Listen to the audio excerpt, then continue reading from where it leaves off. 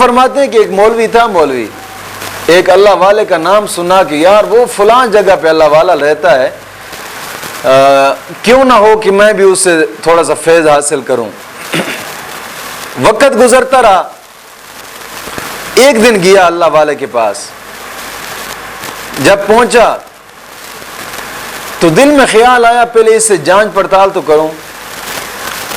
مغرب کی نماز کا وقت ہوا، اللہ والے نے نماز پڑھی، اللہ والے کے پیچھے اس نے نماز پڑھی، اور نماز پڑھنے کے بعد دل میں خیال آیا کہ یار اس کا تو قرآن ہی سیدھا نہیں ہے، اس کے تو تلفظات بھی سیدھے نہیں ہیں، تو یہ اللہ کا ولی کیسے بن گیا ہے؟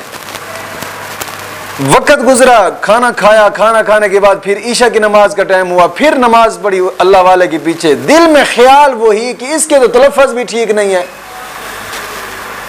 بہرحال عشاء کی نماز پڑھی اور اپنے اپنے بچھونے پہ ہر کوئی سو گیا۔ جب صبح ہوئی نا تو اللہ والے تو نماز پڑھنے لگ گئے، اور مولوی کے اوپر جناب علی احتلام غسل واجب ہو گیا۔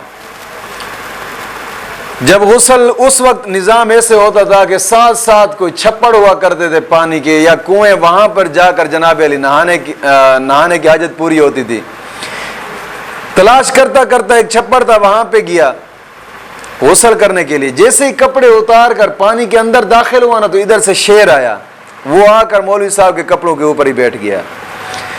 اب ڈر کے مارے مولوی باہر نہ نکلے، باہر نکلتا ہوں تو شیر پھاڑ چیر کھائے گا۔ اب پانی کے اندر ہی بیٹھا ہے۔